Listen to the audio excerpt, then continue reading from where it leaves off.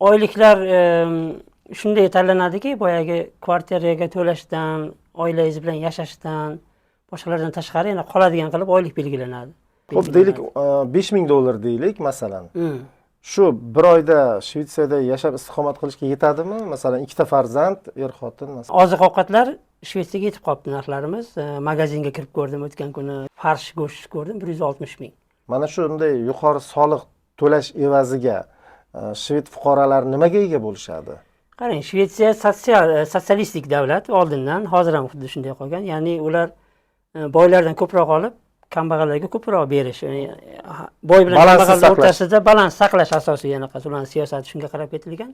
Bugungi mehmonimiz Jamshid Jo'raboyev 13 yildan beri Shvetsiyada istiqomat qiladi. O'sha yerda dastlab o'qishga borib, keyinchalik mehnat qilib, o'sha yerda demak yashab kelmoqda.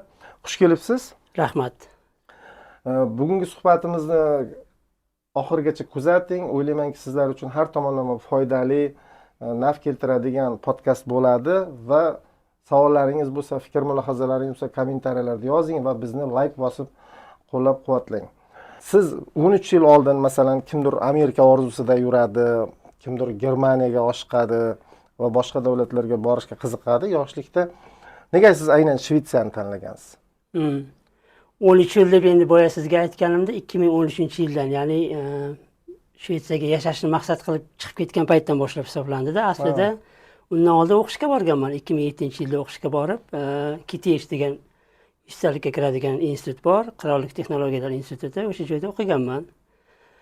U bilan qo'shib hisoblaganda 15 yil bo'ladi. Endi savolingizga kelsak, nima uchun aynan Shvetsiyani tanlading degan, endi yoshligimizdan o'sha ota-onalarimiz Skandinaviya deb ko'p gapirishgan. Keyin Astrid Lindgren degan yozuvchisi bor, ularning esingizda bo'lsa, Mio, bolajonim Mio degan filmlari bor edi. O'shalarni ko'rganmiz, Astrid Lindgrenning kitoblarini o'qiganmiz, boyagi G'oz ustidagi Marko degan. Shularning ta'sirini bilmadim, Shvetsiyaga bir boshqacha muhabbat paydo bo'lgan. Bo'lmasa ingliz tilini o'rganib yurganmiz. Keyin o'sha Qirollik texnologiyalar institutini tanlaganimda, soham bo'yicha o'qishga borganimda shu Shvetsiyaning tabiatiga, odamlariga o'zimizda qanday muhabbat paydo bo'lib, keyinchalik o'sha joyga borib yashash bizga nasib qilgan ekan, mana yashab kelmoqdamiz. Demak, dastlabki tasavvurlar sizda o'sha kitoblar orqali, kinolar orqali bo'lgan ekan. Xo'p, bordingiz va sizning oldingi tasavvurlaringiz va ilk taassurotlaringiz qanday bo'ldi? Endi bekitmayman. 1-marta endi avgust oxirlarida Shvetsiyadan, O'zbekistondan uchib ketganmiz. Issiq kunlarimiz, havo ochiq, osmonimiz musaffo degan gap bor, musaffo osmon. Aeroportdan qo'nganimizda havo bulut, yomg'ir yog'yapti, muzdek, junjiktiradigan ozgina shok bo'lgan. Shimoliy Yevropa, Skandinaviya sovuq bo'ladi joylar. Samolyotdan tushib kutib olishgan, mashinaga o'tirib sekin shahar sari yurgandan keyin sekin o'sha tasavvurimdagi Shvetsiyani ko'rib boshlaganman. Qadimiy chiroyli binolar, skandinavik ko'rinishdagi arxitekturalar, odamlar, tabiat sekin o'sha yorishib borganda keyin bir shved xonadoniga borib yashaganmiz. Ikkita o'zbeklar xona olib kvartirada turganmiz. Haqiqiy shved skandinavik ayol edi, yoshi katta ayol. Uylarning ichi ham bir boshqacha bizga bilan solishtirganda o'sha shvedcha stilda dizayn qilingan, yashash tartibi boshqasi. Shunaqa kirib borganman. Kirib borganimdan keyin o'sha kitoblarda o'qigan, kinolarda ko'rgan Shvetsiyani ko'rib, keyin sal tinchlangan odam. Shunaqa bo'lgan. Demak, 2013-yildan boshlab u yerda siz mehnat faoliyatini boshladingiz, ishlashni boshladingiz. Chunki Yevropa bu bir kun ham ishsiz yurib bo'lmaydi, to'g'rimi yo'qmi? Qanday ishga kirish jarayoningiz qanday bo'lgan? Endi ko'pchilik masalan ishlash orzusidagi insonlar ham bizni tomosha qiladi-da. Qarang, birinchi student bo'lib borganimizda stipendiya bo'lgan. Yashashdan muammo bo'lmagan. Stipendiya shunday berilardi, yetardi. Yashashga, kvartira boshqasiga aylanishga mazza qilib yashaganmiz. Niyatimiz qaytib ketish bo'lgan. Yaxshi o'qiganmiz, o'qishlarni bitirib, yaxshi o'qib, o'sha bilimlarni olib, keyin qaytib ketganmiz. 2013-yilda qaytib borganimizda esa endi o'zimizni kuchimiz bilan borganmiz. U paytda Kelnis o'sha Umumiy universitetiga magistraturaga kirganda, ular faqat o'qishni qoplardi, qolganiga o'zimizdan yonimizda ozmuncha pul bilan borib, katta hayotni boshlaganmiz. birinchi muammo, masalan, Shvetsiya universitetini tugatganingiz bilan tilni bilmasangiz, u joyda ish topish qiyin. Birinchi til muammo bo'lib chiqqan. Siz ungacha qaysi tillarni bilardingiz? Ungacha ingliz, rus, o'zbek tili. Ingliz tilida juda erkin gaplashadi shvedlar. Bemalol, juda ham bemalol gaplashadi. Ko'cha-ko'yda muammo yo'q. Endi o'sha paytlarda shved tilisiz ishga olib bo'lmasdi. Keyin 2014lardan boshlab shved tilini o'rganishni boshladim. Tez o'rgandim, xudoga shukr. 1 yil ichida o'rganib, 2015da o'zi aynan soham bo'yicha ish chiqdi. Soha bo'yicha ishga kirib, keyin bu yog'i juda anaqa hayot tarzi ham o'zgardi, boyagi standart o'zgardi, shvedlar qatoriga chiqdi. Undan oldin sal muhojir hayotdek bo'lgan, o'sha nima ish bo'lsa qilib, asosan o'qishga. Nima ish qilgansiz birinchi borganlaringizda? To shved tilini o'rganguncha masalan. Shved tilini o'rganguncha reklama tarqatardik. Kichkina broshuralar bo'ladi, mashinaning oynasiga qo'yib ketiladi. Unga til kerak emas, boshqa kerak emas. Shaharda tarqatardim, 4 soat, 5 soat bir kunda o'qishdan tashqari chiqib ishlab kelardim-da. Bu endi 2007-yillarda. Yo'q, o'sha 2013 dan buyog'ini gapiryapman. Bu yog'ida. 2013 dan buyog'i. Taxminan qancha topardingiz oyiga? O'sha payt agar sir bo'lmasa. Soat berishardilar. Soatiga 120 kron, o'sha paytdagi minimal oylik berishardi. 120 kron degani bu o'sha paytlarda где-то bir $15 bo'ladi soatiga. $15 o'sha yashashga yetadigan. Minimal 3 ming yetadigan. Ya'ni o'zimizni yonimizda olib ketgan ozgina pul bor edi. Unga keliningiz o'qirdi. O'sha men topgan pulga kvartira to'lash, o'qish xarajatlari boshqa, uchiga ulab yashar dedi. Lekin asosiy maqsad til o'rganish bo'lgan. Til o'qiganman, til o'rganib, shuning orqasidan bilganman, yaxshi ish chiqadi, keyin yaxshi ishga kirganman. Qaysi ish endi? Qaysi sohada ishlaysiz? Soham ajoyib soha, juda ham o'zimga yoqadi. Landmatriyet degan yo'nalish bor. Bizning o'zbeklarda, O'zbekistonda yer resurslarini boshqarish qo'mitasiga to'g'ri keladi. Ya'ni ko'chmas mulk, yer, ularda yer uchastkalari ko'chmas mulk deb ataladi. O'sha ko'chmas mulklarni boshqarish qo'mita deb tarjima qilsak bo'ladi. Myndighet degan narsa bor. O'sha joyga ishga kirganman. Yer tuzuvchi injener deb tarjima qilsa bo'ladi. Landmatara deydi. Yoki Forretningslandmatara. Asosan o'sha yerlarga bo'lgan huquqlarni yaratish, yer uchastkalarini yaratish, qayta ishlash, registratsiya qilish, shunaqa ishlar bilan shug'ullanamiz. Iqtisodning asosi sanaladi. Shvetsiya iqtisodining asosi sanaladi. Bu ishga kirishingiz qiyin kechmaganmi? Qiyin bo'lgan. Qanday bosqichlardan, jarayonlardan o'tgansiz?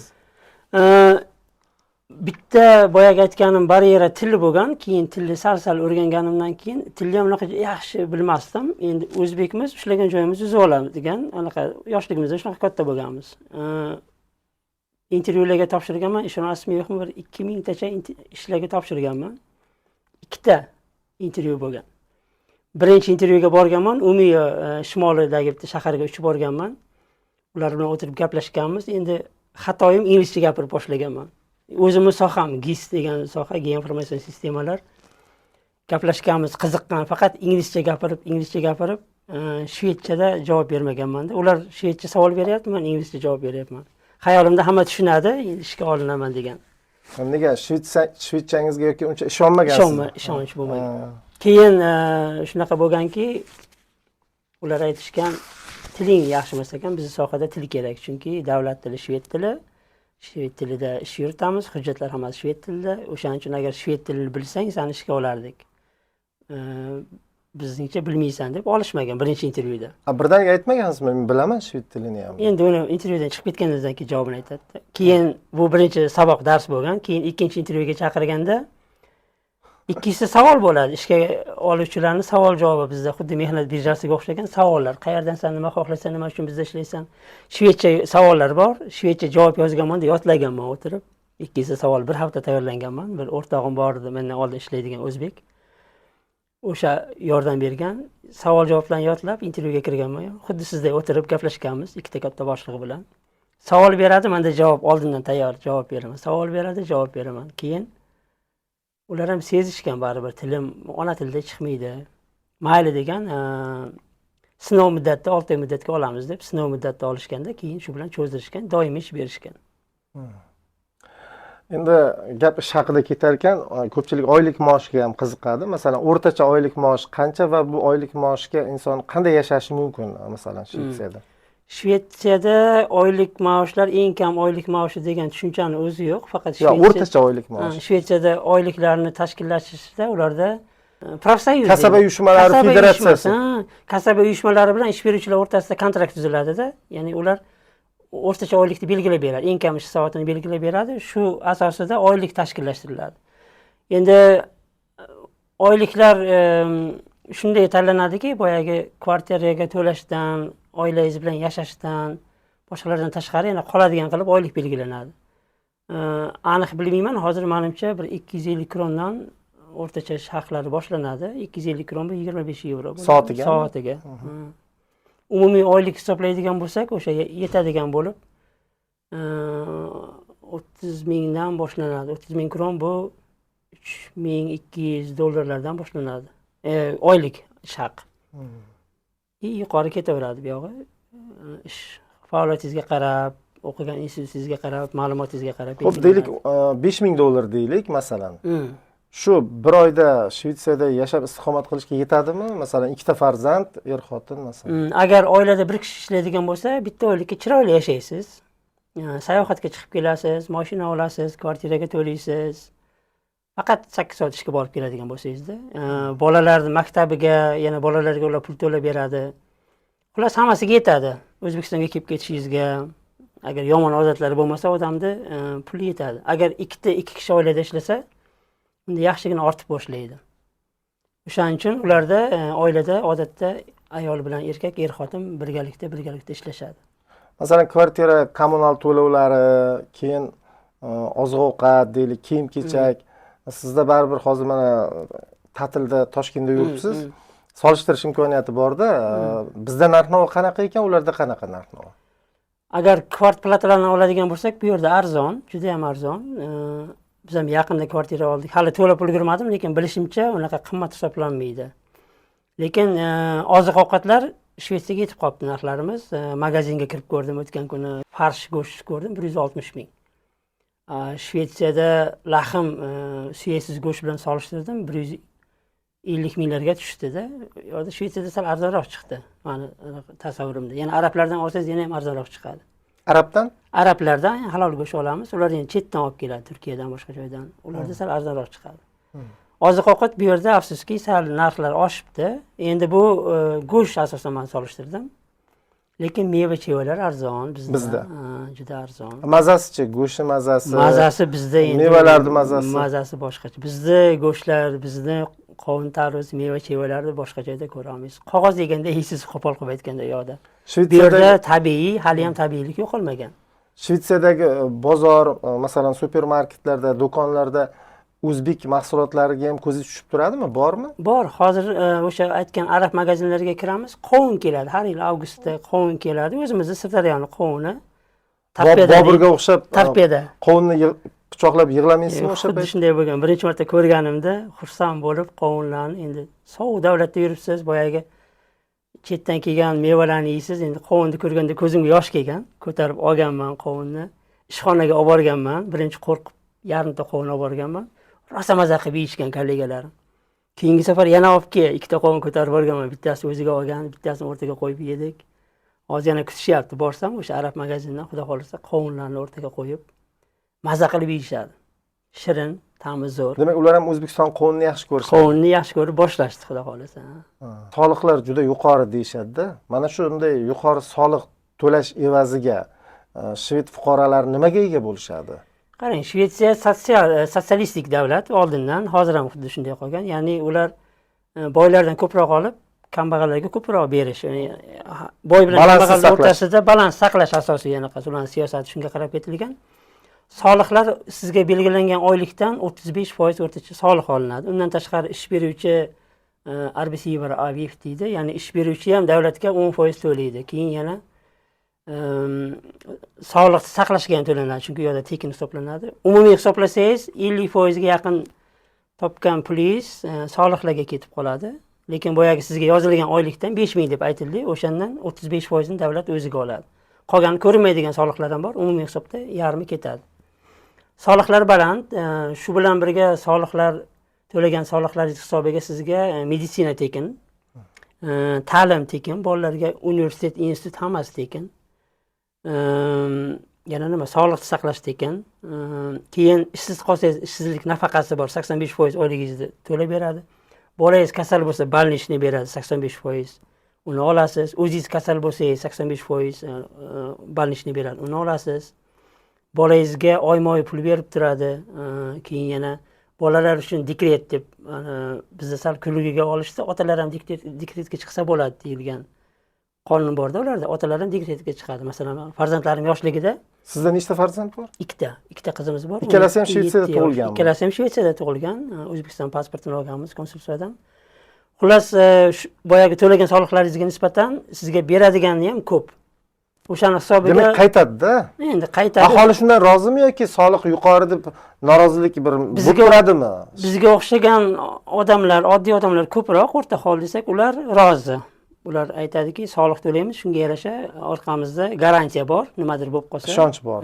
Hayotimiz yomonlashib ketmaydi. Lekin kapital egalari, boylarga ular og'irlik qiladi, chunki har bitta kirimidan soliq to'lab boshlaydi. Yana soliqlar shunday belgilanganki, stavkaga qarab, masalan 50 ming kronni oshib boshlasa ko'proq soliq to'laysiz. Shunaqa shkalasi bor. Qancha boy bo'lsangiz, shuncha ko'p soliq to'laysiz. Qancha kambag'al bo'lsangiz, shuncha kam soliq to'laysiz. Lekin soliqdan keladigan foydalar hammaga bir xil taqsimlangan. Shunda endi siz farzandlaringiz tug'ilganda siz ham dekretga chiqdingizmi? Xuddi shunday.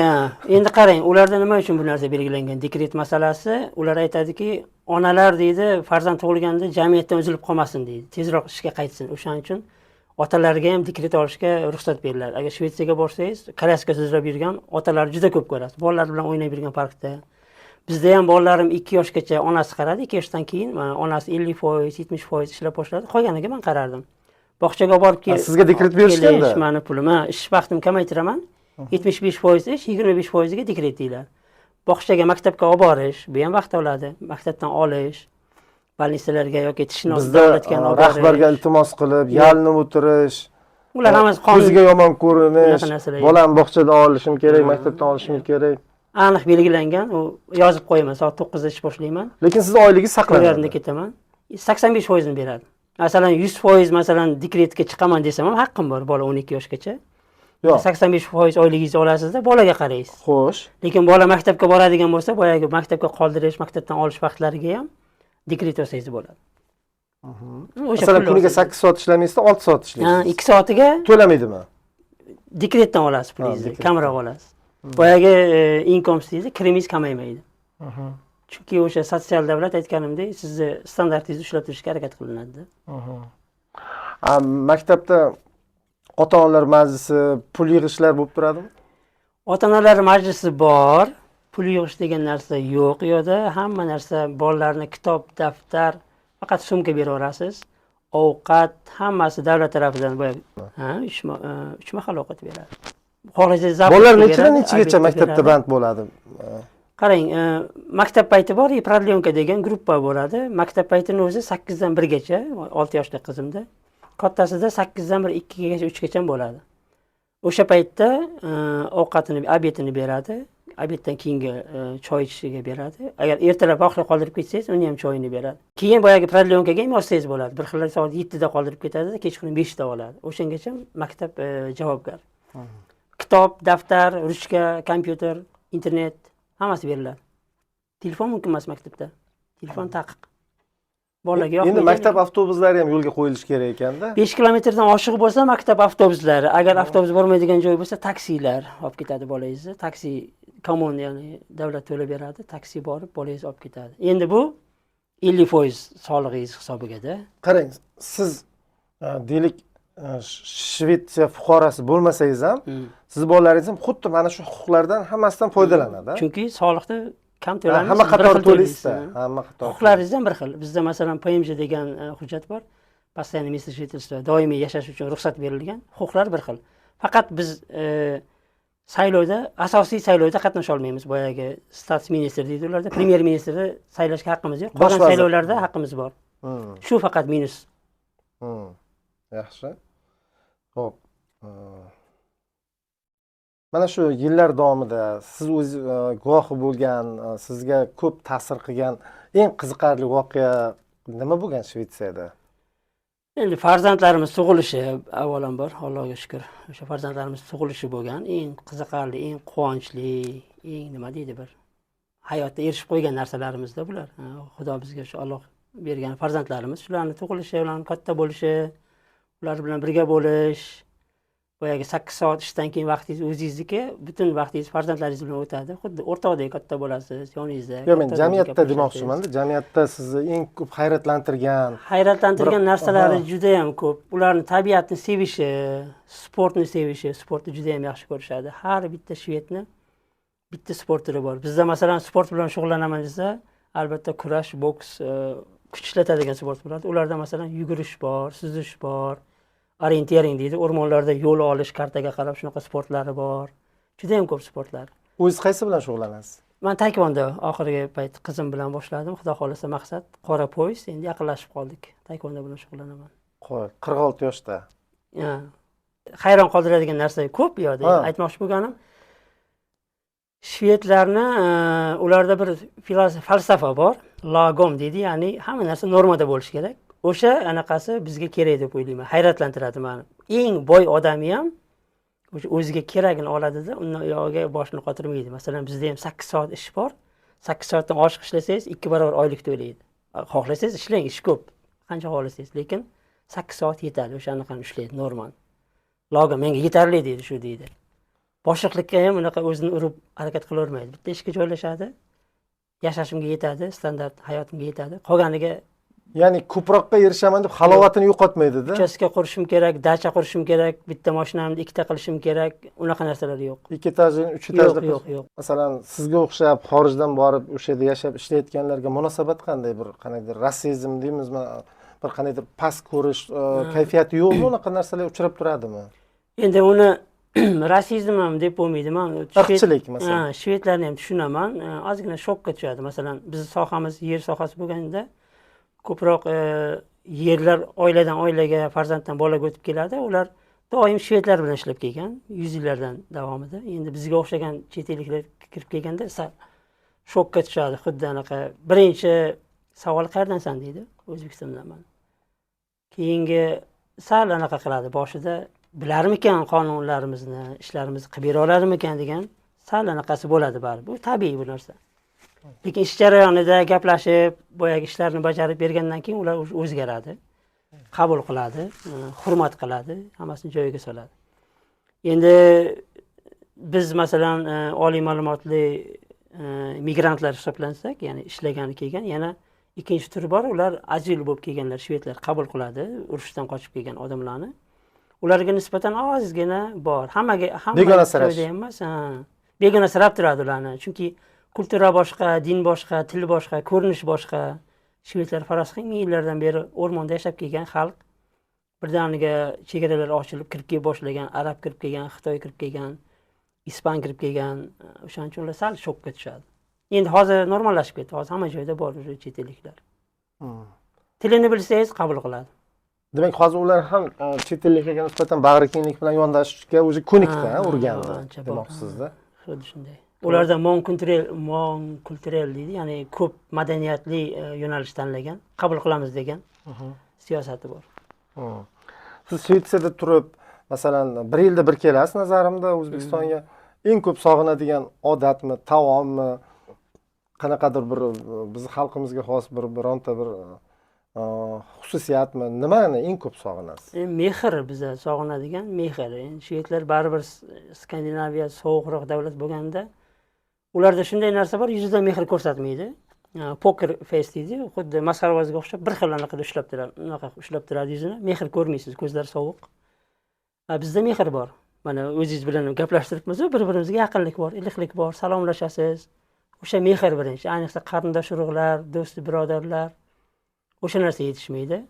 Mehr birinchi biz sog'inib kelamiz. Keyin meni o'zim o'sha o'zimizni issiqligimizni sog'inib kelaman. Odamlarning bir-biriga munosabatini, choyxonalar, ulfatchilik, qo'shnilar gaplashib, to'y marakalar. Yo'q-da u yerda. Qo'ni-qo'shnilar bilan gaplashish, bu yerda masalan magazinda. U yerda yo'q-da. Taksi bilan o'tirib gaplashib ketaverasiz. unaqa narsa yo'q. Qo'pol qo'yadigan maxovga o'xshab uyga kirib chiqaverasiz, qo'shningizni tanimaysiz. Xuddi shunday. Qo'shni bilan salomlashmaydi. Endi mana hozir biz o'rgatdik salomlashishga. Ha, Odatda ha. salomlashmaydi. Anaqadan glazovdan qarab turadi. Agar birov o'tib ketayotgan bo'lsa, eshikni ochmay kutib turadi. O'tib ketgandan keyin chiqadi. O'zbekistonni, o'zbeklarni ular ham biladimi? O'zi ma'lum bir tasavvuri bormi? Shvetsiyadan ham o'rtoqlaringiz, bir hamkasblaringiz bordir baribir. Bor. Hamkasblarim hammasi shved. Juda ko'p gapiraman O'zbekiston haqida, juda ko'p gapiraman. To'lib toshib gapiraman. Qiziqish bildiradimi ular ham? Qiziqish bor. Xudo xohlasa men bittasini jo'natdim, kelib ketgan, bir turist bo'lib kelib ketgan. Taassurot qanday bo'ldi? Gabriel degan. U boshqacha bo'ldi. Kelishdan oldin boshqacha edi tasavvuri. Afg'onistonga o'xshaydimi? Sizlarda din kuchlimi? Men aytdim, "Sen borgin, ko'rasan." Kelgandan keyin bu yerda kutib olishdi, yaxshi mehmon qilishdi. Turizm u odamlarni olib kelishda yo'lga qo'ymoqchidi. O'sha turist firmalar o'zimiz o'zbeklar kutib olib, yaxshilab kutib olib, unaqa ko'rsatishib jo'natishdi. Juda ham tasavvur o'zgarib ketdi. Boshqacha tasavvur. Oldingi gaplari bilan hozirgisi boshqacha. Demak, hozircha Shvetsiyadan kelayotgan turistlar nisbatan kamroqda bizda. Hozir O'zbekistonga keladigan. Reklamalarni ko'rdim, katta gazetalarda, milliy gazetalarda Samarqand, Buxoro deb ko'rsatadi. Qiziqish juda kuchli. Facebooklarda, gruppalarda ko'rib qolaman. Shu davlat bor ekan, juda ham chiroyli. Ertakka o'xshatishadi, 1001 kecha ertagiga. Samarqand, Buxorolarni, Xivalarni. Borsam qanday bo'larki, tagidan yozishadi. Men borganman, zo'r deb. Men Instagramlarda ham ko'rib turaman. Shvedlar kelib ko'radi. O'zbekcha aytganda jag'i tushib qoladi bizda anaqalarni ko'rib. Boshqacha davlatda bizda baribir iliqlik bor, issiqlik bor. Sharq. Xo'p, yaxshi. Shu bilan birga, masalan, qiyoslaganda Shvetsiyani bizdan ko'ra ustun jihatlari nimada? Menimcha ustun jihatlari ekologiyasi ancha yo'lga qo'yilgan. Ekologiyaga munosabat. Ekologiyaga munosabat, odamlarning o'zining tabiatga bo'lgan munosabati. Masalan, musor bu yerda men musor tashlayapman, ozgina ichimda anaqa bo'lib turadi. Sortirovka qilinmaydi, musorlar ajratilmaydi. Hammasi bitta paketga solib tashlaysiz. Yo'qda qattiq plastik, yumshoq plastik, qattiq qog'oz, yumshoq qog'oz, banka alohida, rangli, rangsiz, qopqoqlari, temirlar, elektronika hammasi alohida tashlanadi.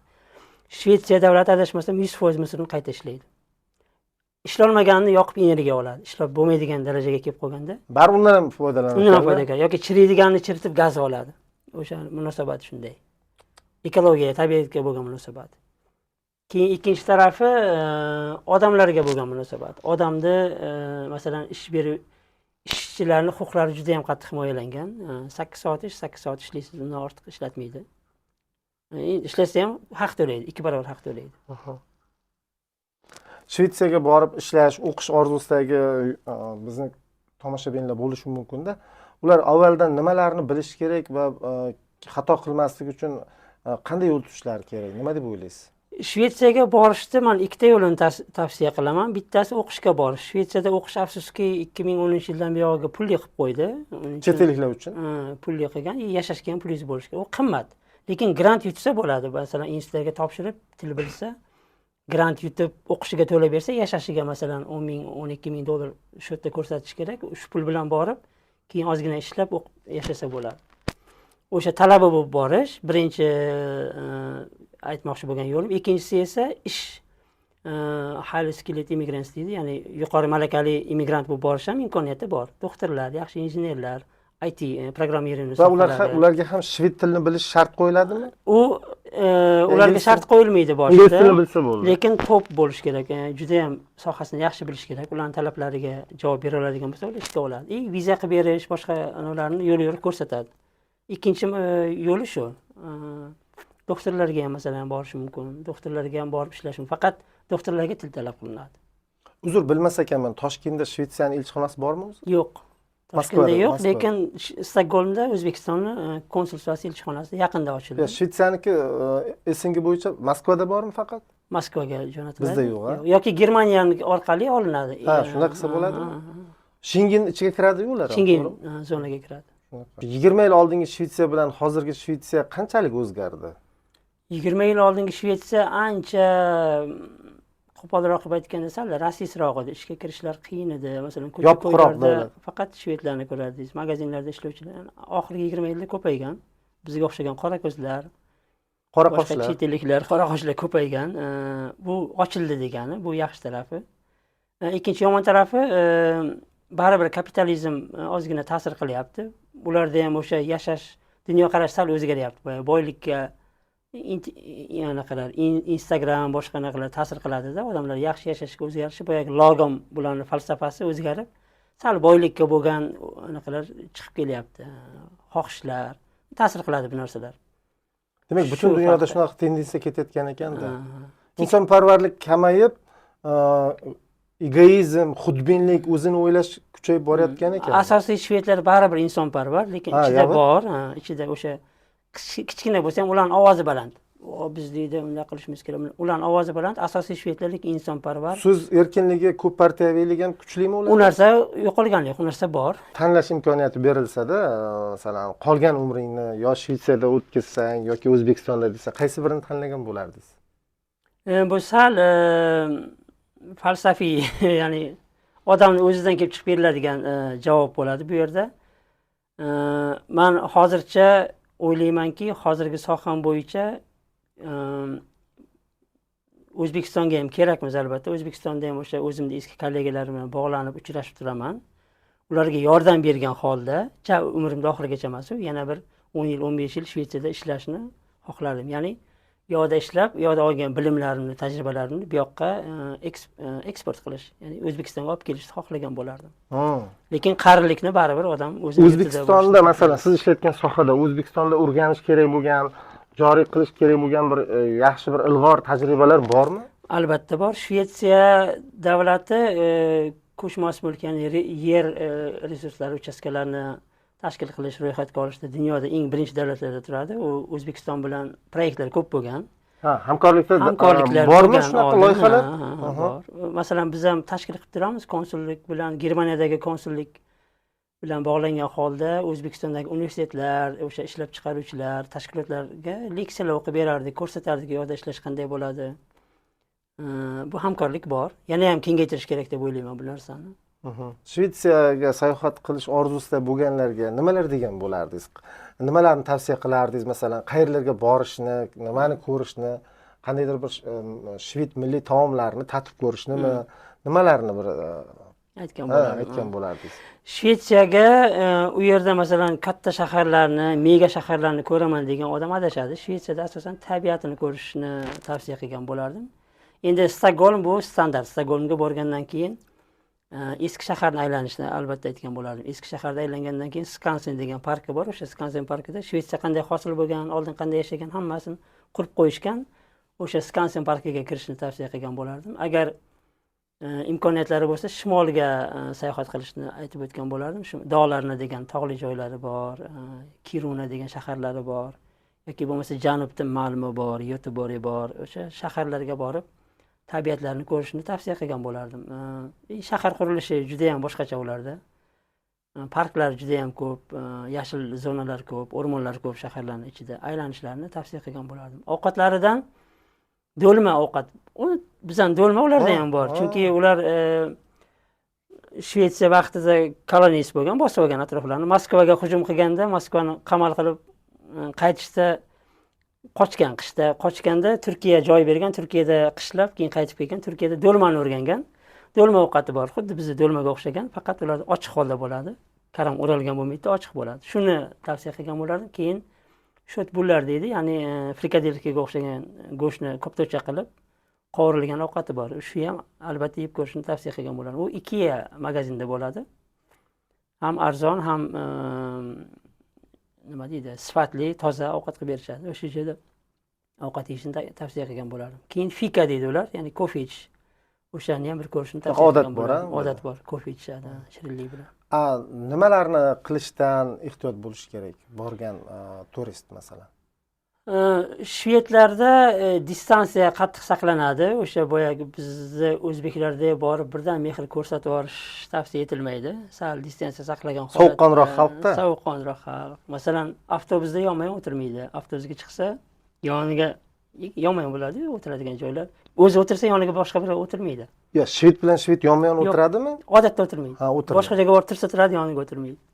Bizda qanday bor, u yoniga o'tirib salom qayerdasam yo'q. G'irt begona odam ham o'sha distansiyani ushlanglar, o'sha yaxshi. Lekin ular qiziqish bildiradi. Ozgina gaplashib boshlagandan keyin, qiziqqandan keyin ochilsa, ochishingiz mumkin. Lekin ochilishdan oldin biz tarafdan qiziqish ko'rsatib, boyaga anaqasiga kirib borsangiz, o'zini shaxsiy zonasiga, ular shokka tushib qoladi ozgina.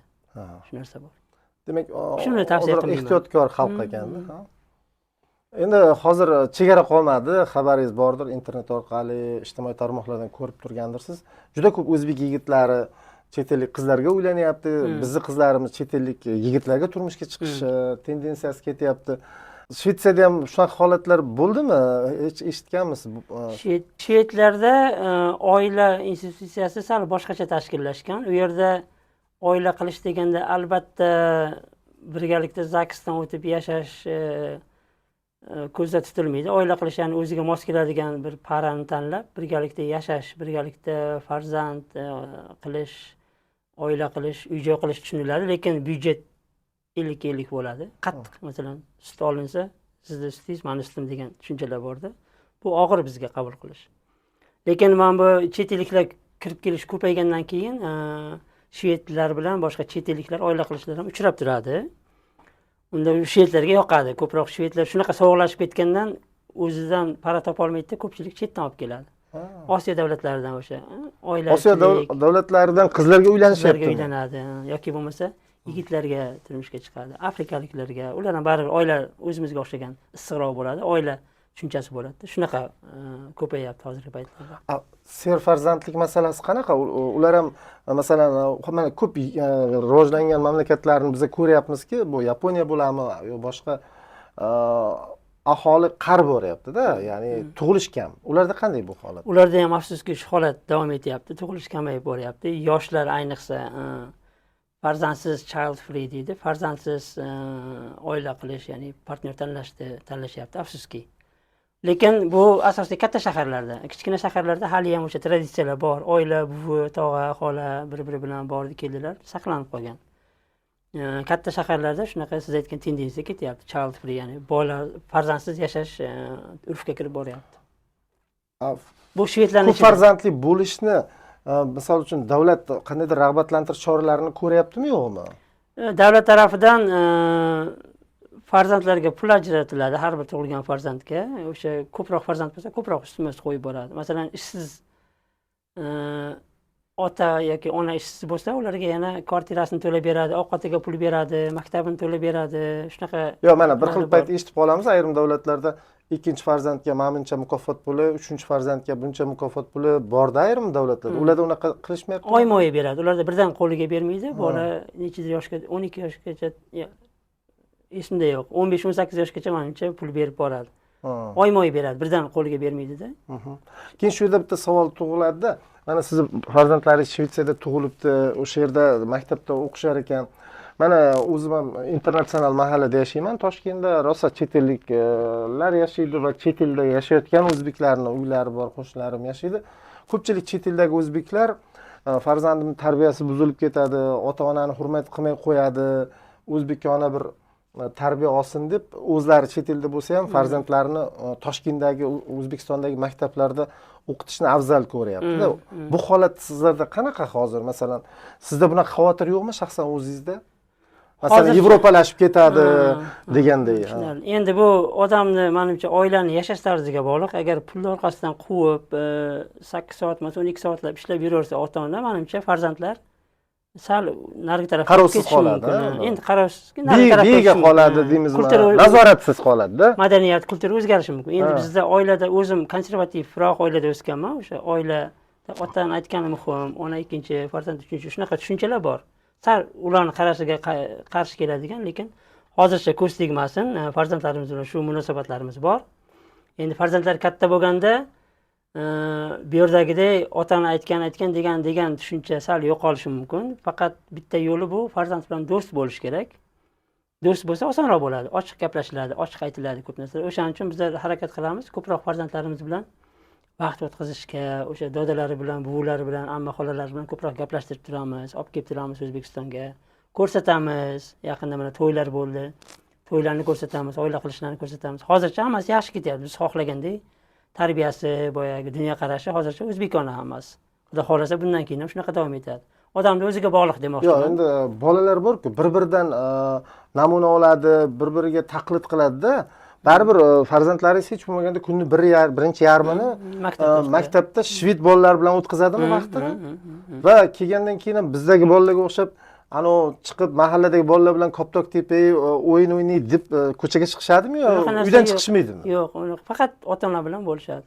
Uydan chiqishmaydi. Ko'chada farzand yoshlarni ko'rmaysiz o'zingizga. Ya sizlarda bizda deylik ko'p qavatli uylar atrofi bolalar qiy-chuv to kechgacha o'yin o'ynashadi. Ayniqsa yozda hozir kanikul paytida havo yaxshi, bolalar maydonlarda o'ynashadi-yu. U yoqda unaqa emasmi? Yo'q, unaqa narsa yo'q. Maktabga borganda o'qish o'qiladi. Demak, bolalar ham qo'shnilarini tanimaydi. Qo'shni bolalar tanimaydi-da. Tanimaydi, yo'q. Agar bir maktabga borishmasa tanimaydi. Bir maktabga borsa ham mana qizim bilan bitta qizcha bizni mahallada maktabga borishadi, ikkalasi orqama-ketin. Men qizim olib ketaman, orqada qizcha keladi. Men gaplashishga harakat qilaman. Emina, kom ket demanda, keyin u uyaladi. Qizim aytadi, gaplashmang deydi. U o'zi ketishni xohlayapti deydi. Endi shvedcha. Demak, qizingiz ham shvedcha tarbiya bilan o'syapti-da. Mana shu gapini o'zi ma'lum. Siz jamoaviylik ruhi ustida siz gaplashmoqchisiz, qiz aytib gapirmang, u o'zi ketishni xohlayapti. Ko'ryapsizmi? Sekin-asta bolalar baribir qayerda o'sa, masalan, sizga bitta savolda, bitta og'riqli savol va masalan farzandlaringiz vatanim deb qayerda biladi? Ular aytadiki, ikkita vatanim bor deydi. O'zbekiston deydi, Shvetsiya deydi. U siz xohlaysizmi, xohlamaysizmi shunday bo'ladi. Yo'q, men buni yaxshi yo yomon demoqchi emasman. Odam chunki tug'ilib, kindik qoning to'kilib, qayerda onging shakllangan bo'lsa, dunyoqarashing shakllangan bo'lsa, o'sha joy o'z-o'zidan odam uchun vatan bo'lib qoladi. Endi boya siz aytganingiz bolaning tarbiyasi dedingiz, tarbiyasi ota-onaga bog'liq. Qanday tarbiya berasiz? Ko'proq O'zbekiston haqida bolalaringizga gapirib berasizlarmi? O'zbeklar bilan masalan yaxshi bir oila bor. Ko'rishib turasizlarmi? O'zbeklar yig'ilib turasizlarmi? Ko'rishib, gaplashib. Choyxona bormi? Choyxona palov qilasizlarmi yo'qmi? To'g'risini ayting. Qilamiz. Gap olib qochmang. To'g'risini ayting. Yo, rostdan ham bir o'zbeklar bir yig'inlaring bormi? O'zbekcha qilib, choyxona palovlar qilib, ha? Bu yerdagidek spontanniy bo'lmaydi. Masalan, bu yerdagi davay kechki osh, kelinglar, davay qayerga? Unaqa narsa yo'q. Oldindan rejalashtirib, mos keladigan kun tanlanib, joy tanlanib, keyin qilinadi. O'zbekcha kafe, restoranlar ham bormi? O'zbekcha bor. Siz yashayotgan shaharda masalan? Biz yashayotgan shaharda yo'q. Biz yashayotgan shaharda o'zbeklar ham kam o'zi. Chunki Linköping degan shaharda yashayman. Universiteti bor, ishlab chiqarish bor. Endi ko'proq oliy ma'lumotlar yashaydigan shahar, akademik shaharda. U yerda o'zbekcha restoranlar yo'q. Lekin Stokgolmda bor. Kirib ko'rganman. Lag'monxona bor, yaqinda ochildi. O'zbek restorani bor, Salentinoda kirib ko'rganman. Yaxshi. U joyda lekin Stokgolmda boshqacha. Stokgolmda siz aytgan boyagi davay kechqurun oshga degan bolalarni bordi kelisi. O'zbeklar ham ko'p. Stokgolmda. Bola tarbiyasiga kelganda o'sha baribir qush uyasida ko'rganini qiladi. Ota-ona qanday tarbiya bergan bo'lsa, o'ylaymanki, bolalar ham xuddi shunday katta bo'ladi. Bizni farzandlarimizdan anaqamiz niyatlarimiz, orzularimiz katta, xudo xolasa, ular bizni o'sha orzularimizga erishtiradi degan, kamolini ko'ramiz degan ichimda qat'iy ishonch bor. Rahmat. Rahmat, sog' bo'ling. Sizga vaqtingizni ajratib, fikrlaringizni bildirganingiz uchun, ma'lumotlaringiz uchun yana bir bor tashakkur. Keyinchalik ham sizni mana shunday podkastlarimizni kutib qolamiz. Rahmat sizlarga. Sog' salomat bo'ling. Rahmat, qiziq bo'ldi. Mayli, rahmat.